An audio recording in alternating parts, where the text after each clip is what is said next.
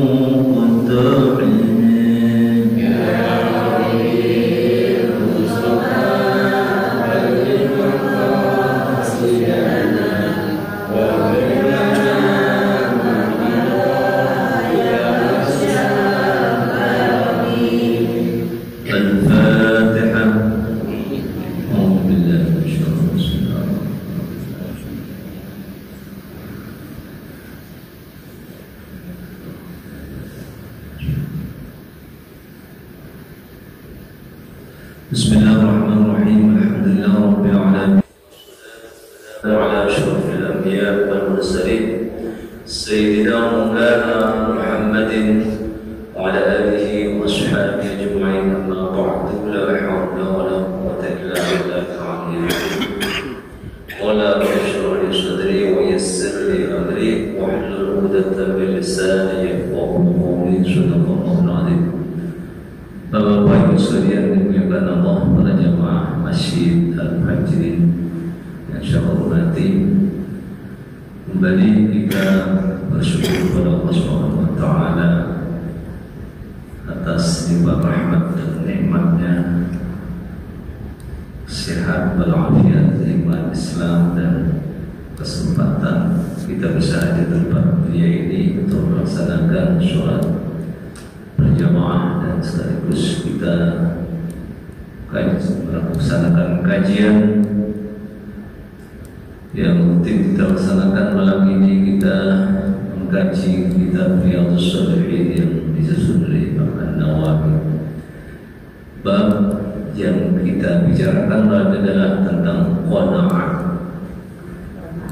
Qanaah, menerima apa yang ada, juga iffah, menjaga kehormatan, hidup sederhana, berderma, dan bab tentang kecaman meminta-minta bukan karena keterpaksa, minta-minta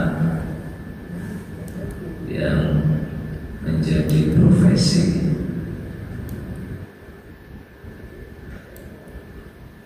Bab ini didukung oleh firman Allah Subhanahu wa Ta'ala antara lain satu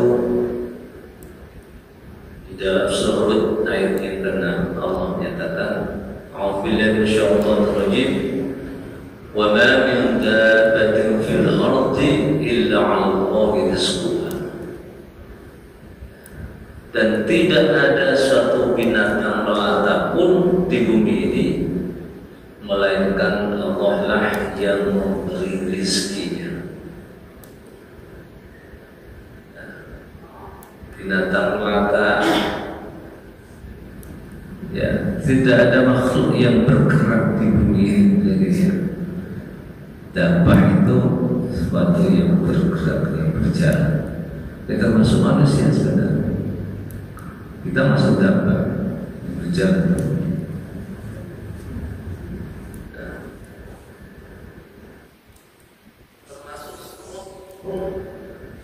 Yang kecil yang lebih dari itu tahu ya sudah di betulnya. Nah, biasanya dia juga kurang ternyata. Dia sudah ada di ayam yang sedang mengeram itu, ada kurangnya. Cuci itu ada rezekinya sendiri.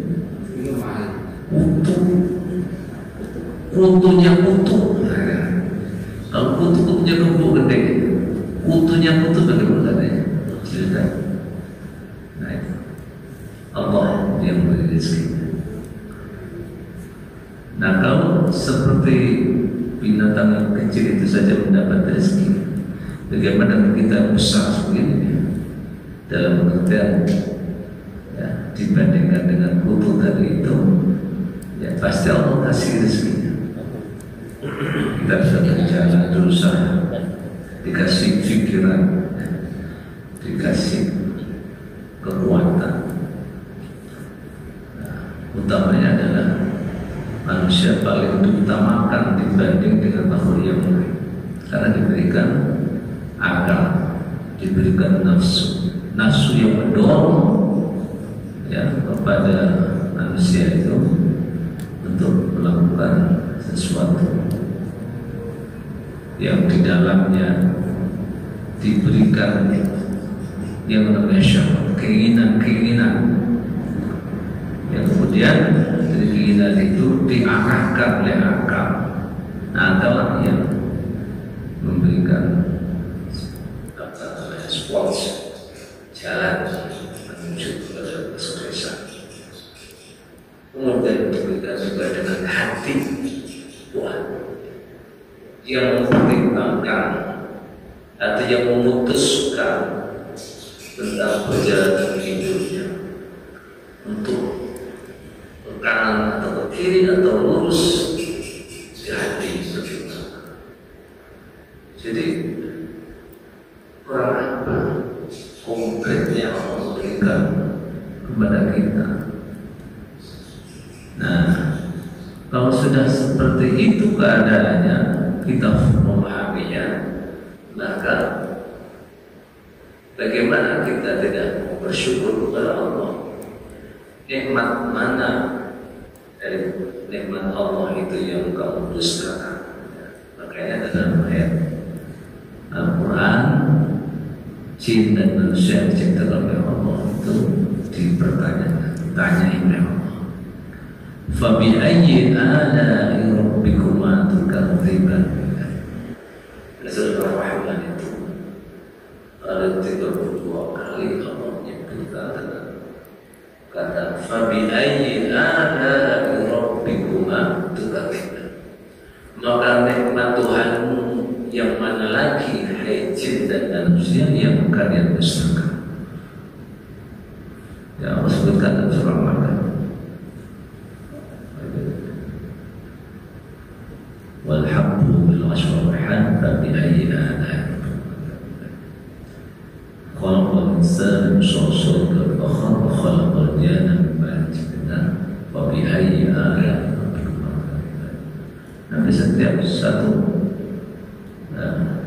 ayat diselingi dengan kalimat fabi ayyi ala'i rabbikuma tukadziban.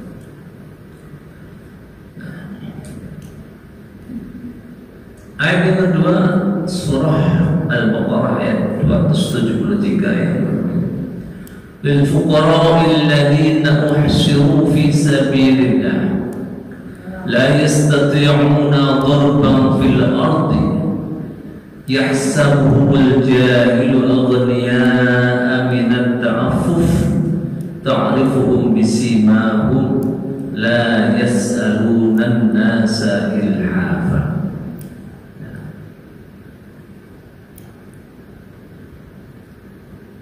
Lil fuqara, kepada orang-orang fakir, yakni di sini berinfaklah. Lil fuqara, kepada orang-orang fakir yang terikat oleh jihad, alladzina uhsiru fi sabilillah. Ya, orang-orang fakir yang kefakirannya itu karena kondisinya sedang dalam keadaan berjuang di jalan Allah, usul-usul terikat dengan wajib militer sekarang istilahnya. La yastati'una dhurban fil ardi, sehingga mereka tidak dapat berusaha di bumi. Dhurban, tidak dhurban itu berjalan, mukul bumi. Jadi orang berjalan itu dalam Islam dhurban fil ardi, memukul bumi. Kenapa disebut orang menjaga dengan memukul bumi, memukul tanah? Orang berjalan itu kan hakikatnya memukulkan kaki kita ke tanah, tak itu memukul langkah kaki kita yang kanannya ini, maka disebutnya dhurban fil ardi, berjalan di bumi. Yang yahsabuhumul jahilu aghniya, orang-orang yang tidak ngerti, orang yang tidak tahu maksudnya jahil itu asli artinya adalah bodoh, ini nggak ngerti lah, yang tidak mengetahui kondisinya orang tersebut, dia menyangka bahwa dia aghniya, orang yang kaya, minat ta'afuf, nifaq, karena mereka memelihara diri itu, memberi dirinya tidak meminta-minta. Ini sebenarnya nifaq. Orang sebenarnya nggak punya, tapi karena dia menjaga kehormatannya, tidak mau meminta-minta, sehingga orang lain menyangka bahwa dirinya itu orang kaya. Dia benar-benar kalau dia kan minta. Ta'rifuhum bisimahum, ya, kamu mengenal mereka itu dengan melihat sifat-sifatnya. Nah, orang yang punya sifat ifah tadi itu, sifat-sifatnya dikenal. La yas'aluna an-nasa kafa, mereka meminta kepada orang lain kalau memang dalam keadaan mendesak, saking sudah tidak ada sesuatu yang bisa dimakan, dia bekerja kesana kemari, tidak ada yang mau terima, dia bekerja misalnya untuk bertahankan hidupnya daripada dia mencuri, maka dia pegang. Nah, jadi meminta itu adalah sesuatu pekerjaan yang sangat besar, yang sudah alternatif terakhir dari usaha. Jadi kalau masih bisa berusaha, apa bisa berusaha. Tapi kalau sudah tidak ada lagi yang bisa diusahakan, maka meminta itu dibolehkan. Kalau dalam keadaan sehat bisa berusaha, ya, itu hukumnya bisa dikatakan dengan hukum haram. Dan orang yang lebih ketat, ya, ulama yang sangat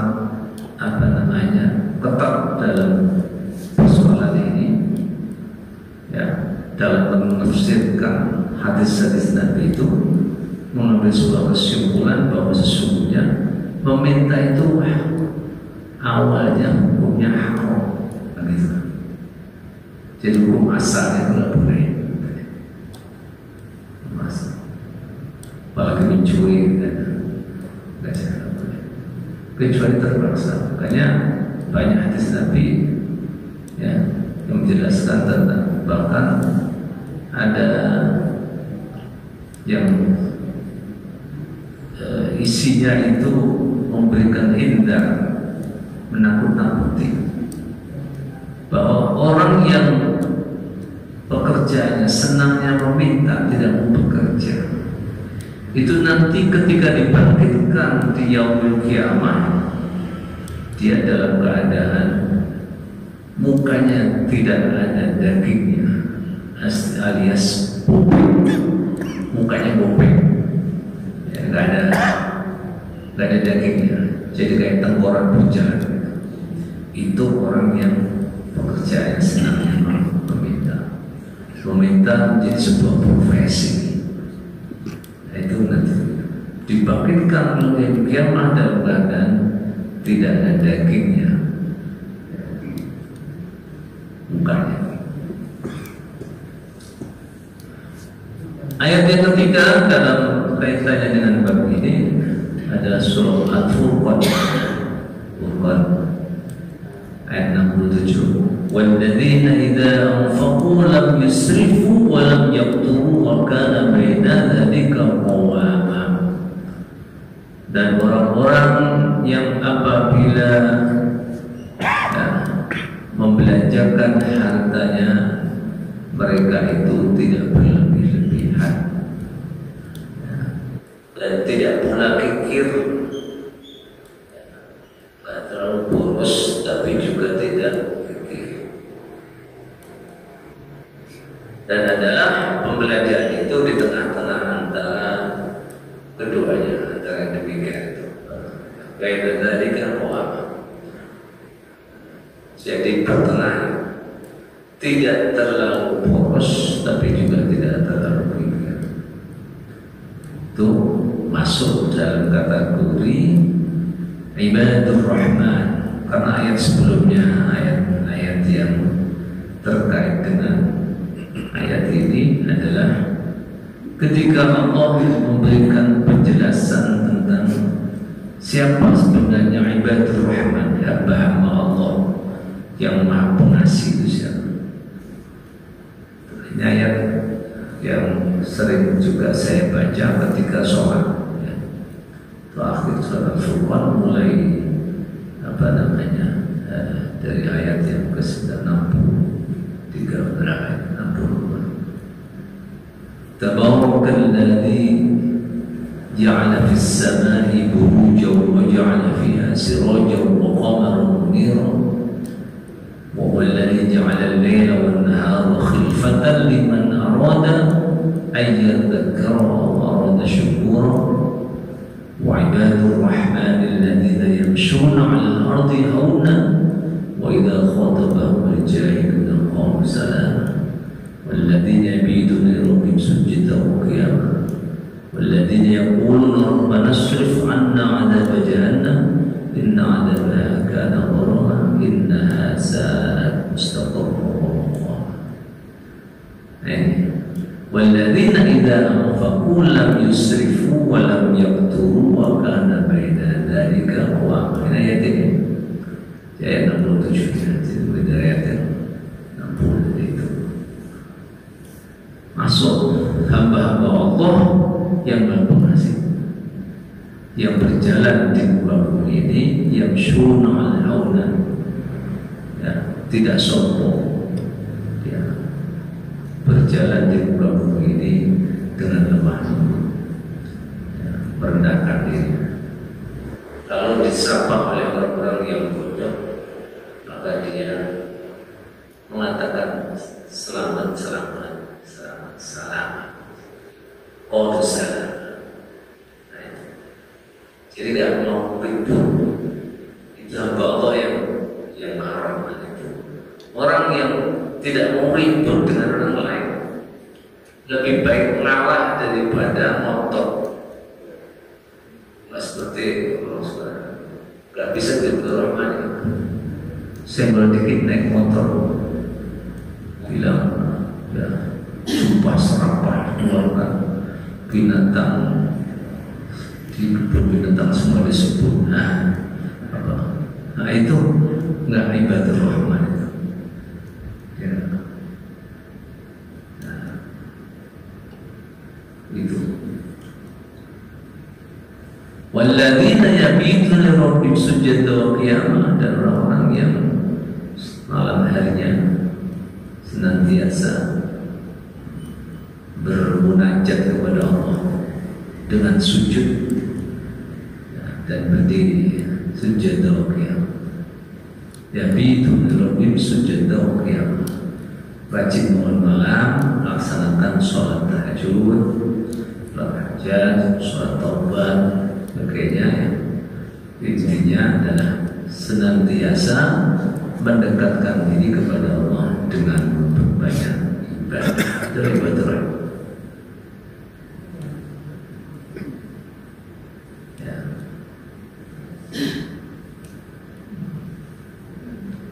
Dan seterusnya, itu dalam kajian tafsir ini. Ini ayat-ayat yang termasuk yang ayat ini, ayat 67. Kemudian Az-Zariyat ayat 56 dari 57. Wa ma khalaqtul jinna wal insa illa liya'budun ma uridu minhum min rizqin wa ma uridu an yut'imun. Aku tidak menciptakan jin dan manusia melainkan supaya mereka menyembahku atau beribadah kepadaku. Aku tidak menghendaki rezeki sedikit pun dari mereka, dan aku tidak menghendaki supaya mereka memberi aku makan. Jadi ini maksudnya Allah itu yang memberi rezeki kepada kita, bukan meminta rezeki kepada kita. Nahnu narzuquk, itu kan dalam surah Toha disebutkan, wa'mur ahlaka bis-sholati wastabir 'alaiha la nas'aluka rizqan nahnu narzuquk wal 'aqibatu lit-taqwa. Itu perintahkanlah keluargamu untuk melaksanakan sholat, ya, dan bersabarlah kamu dalam melakukan itu. Bersabar, nyuruh keluarganya sholat dulu, suruh sabar, jangan marah-marah, ya, tapi sabar, ngajak kepada keluarga. Keluarga itu maksudnya ahlaka, itu keluarganya adalah istri, anak, dan seterusnya. Maka jangan tinggal di rumah kita, jangan dibiarkan mereka tidak melakukannya. Bersabar menghadapi, mau nggak mau, udahlah biarin aja, sholat berdoa amat.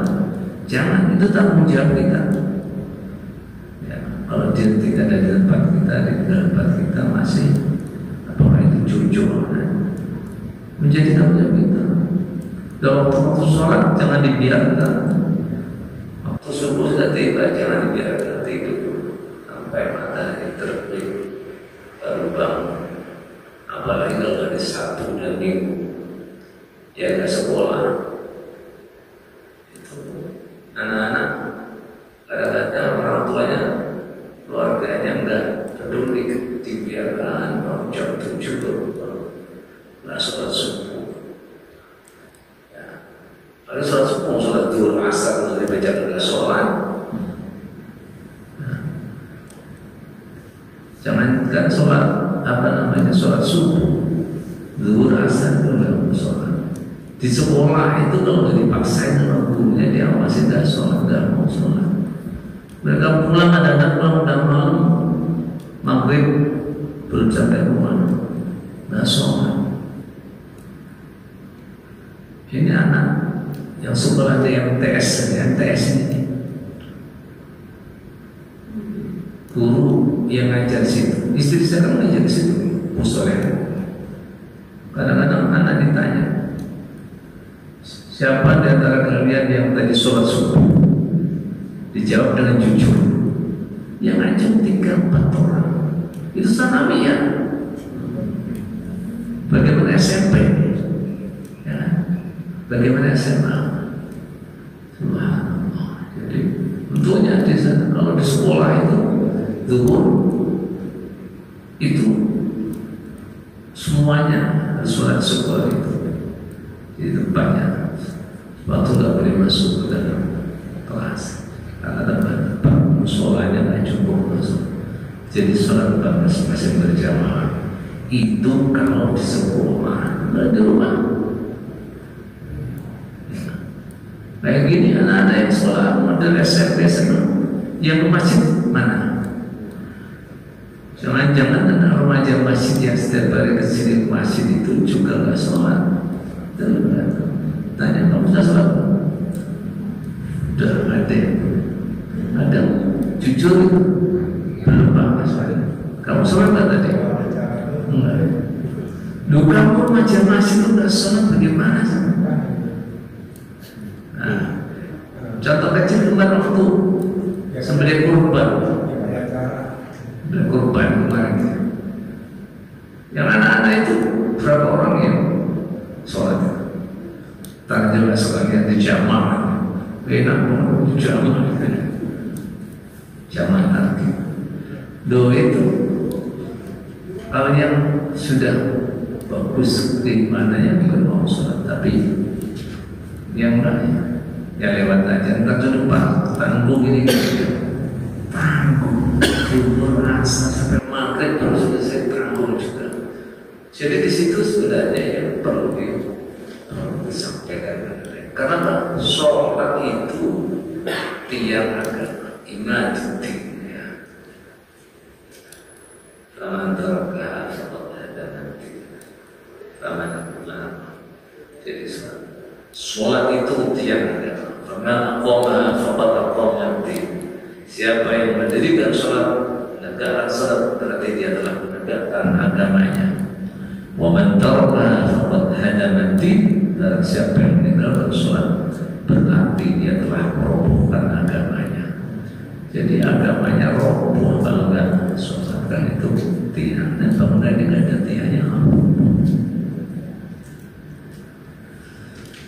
Baik, nah ini beribadah. Ma'uritu minum berizki wa ma'uritu hayatun. Jadi kami tidak minta rezeki dari kamu, dan juga tidak minta engkau memberi makan, mereka itu beri makan kepada kami. Dan jadi yang memberi rezeki justru Allah kepada mereka, ya, hambanya ini, karena itu disuruh ibadah kepada Allah. Wa Nabi Hurairah, hadis yang pertama bab ini. An Abi Hurairah radhiyallahu anhu 'an Nabi sallallahu alaihi wasallam qala: "Laisa al-ghina 'an kathratil 'ardi walakin al-ghina ghina nafsi." Tidaklah, kata Rasulullah, yang namanya kaya itu diukur karena banyaknya harta. Jadi kaya itu bukanlah diukur karena banyaknya harta. Laisa al-ghina min kathratil 'ardi. Tetapi walakin al-ghina, tetapi kekayaan itu sebenarnya ghina nafsi, ialah kaya hati, kaya jiwa, kaya jiwa. Jadi berapapun banyaknya harta, tapi kalau dia tidak merasa puas terhadap pemberian Allah itu, masih kurang aja. Nah, itu orang fakir nama meskipun hartanya banyak, tapi kalau hatinya selalu condong kepada dunia, maka dia itu tidak akan merasakan kepuasan. Dan memang itu sifat manusia secara umum seperti itu. Itu nafsunya, maka harus dikendalikan nafsu itu. Nafsu itu bukan dibunuh, bukan dibuang, tidak, tetapi dikendalikan, diarahkan. Karena kita tidak diberikan potensi oleh Allah, ya, dengan adanya rasa senang terhadap dunia ini. Nah, dunia itu isinya apa? Kalau dalam surah Al-Imran disebutkan zuyyina lin ayat 11-14, zuyyina lin-nasi hubbu syahawati minan nisa wal banin wal qanatir wal dhahab wal fiddati wal khayl min adh-dhahabi wal fiddah wal khayl musawwamati wal an'am wal harth, dzalika mata'ul hayatid dunya wallahu indahu husnul ma'ab.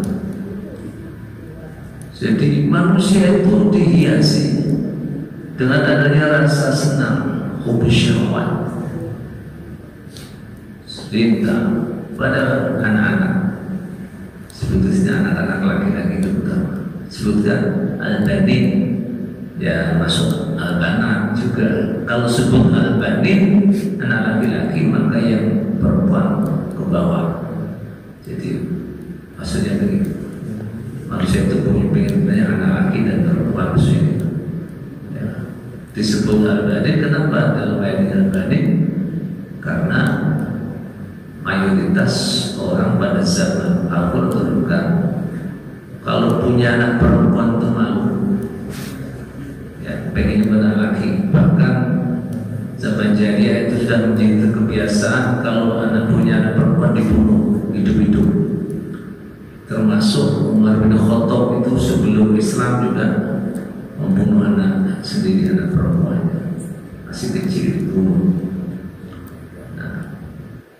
Karena malu, kenapa? Nggak bisa diajak perang, nggak ada gunanya katanya.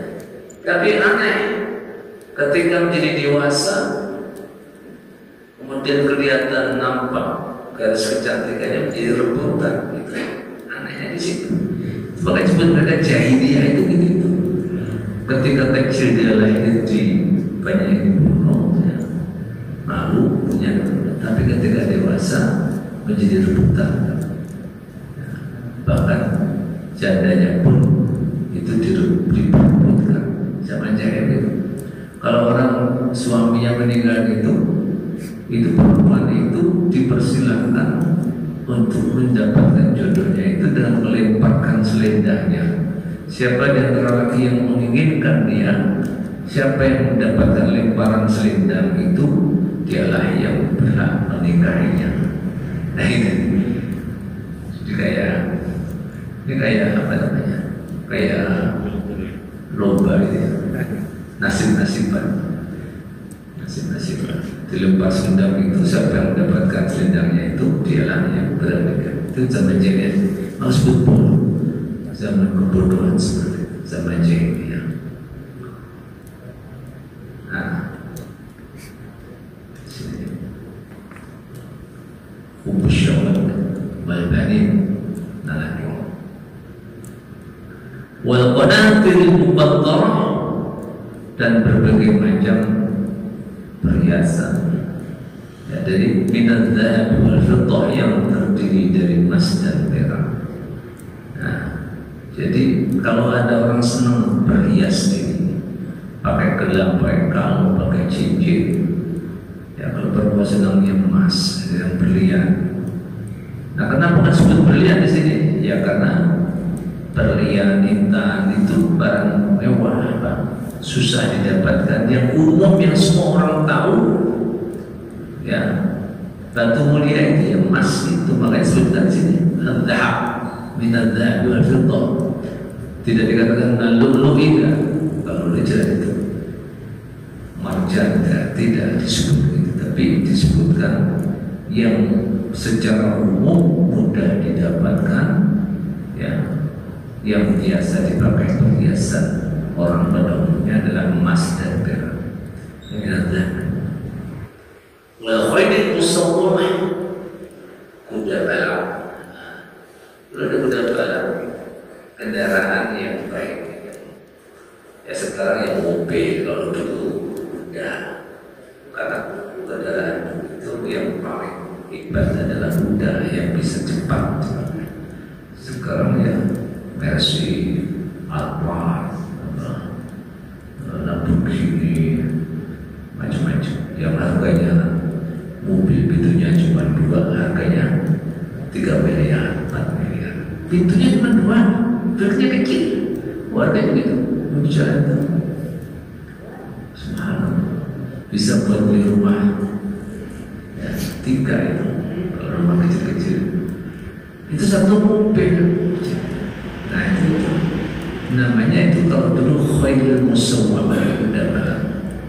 Nah, kuda balap harganya mahal. Sekarang kuda balap yang menang ketika balap harganya ratusan juta, mahal juga, ya, miliaran bahkan kalau sekarang. Nah, tapi khusus wal khaylil musawwamah wal an'am wal harth,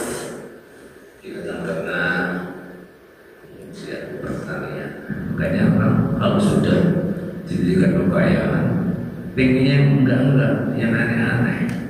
Ya, tadi itu saya punya mobil baru, pengen bikin apa?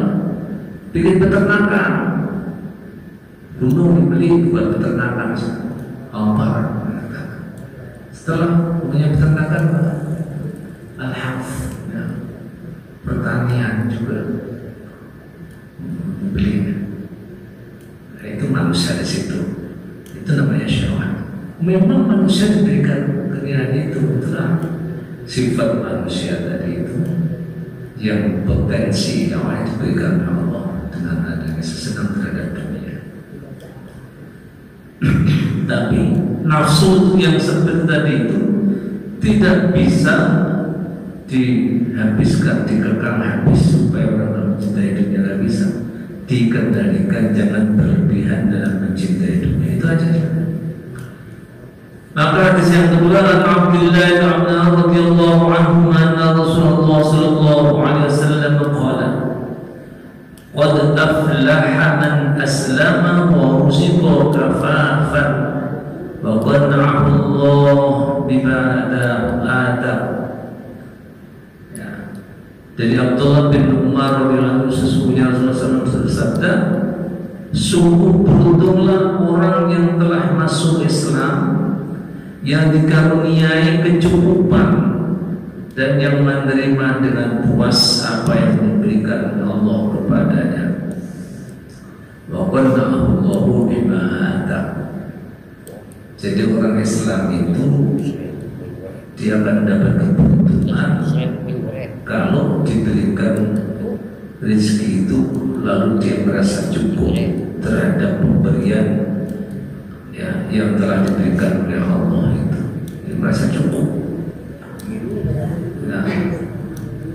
Nah, berarti orang yang tidak merasa cukup ya, dari pemberian Allah, artinya tidak puas dengan pemberian Allah, gersah terus, ngersuor jaga dia, tidak menerima terhadap pemberian Allah itu nggak beruntung.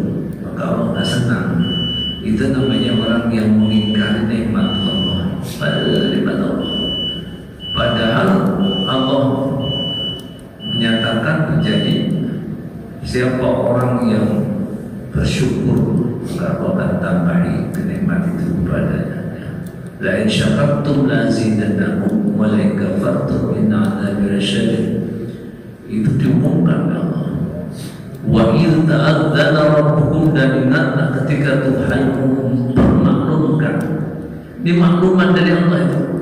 La in syakartum la azidannakum, jika kalian bersyukur maka kami akan menambahkan nikmat itu kepadamu. Tapi sebaliknya wala in kafartum, dan jika kalian ingkar terhadap nikmat itu, ingatlah inna adzabi lasyadid, sesungguhnya siksa Allah amat dahsyat. Nah itu, maka ya kita bersyukur kepada Allah. Seberapapun pemberian Allah itu, kalau kita nikmati, ya artinya kita syukuri pemberian itu, maka kita akan mendapatkan ketenangan batin kita. Tapi kalau kita tak mensyukuri, maka yang terjadi adalah bencana. Ya, orang gersah terus itu, orang bersyukur terus, tidak puas dengan pemberian Allah, hidupnya merasa kurang terus, tidak ada cukupnya. Wallahu a'lam bishawab. Subhanallah bihamdihi, subhanallah bihamdika, asyhadu an la ilaha illa anta, astaghfiruka wa atubu ilaik. Assalamualaikum.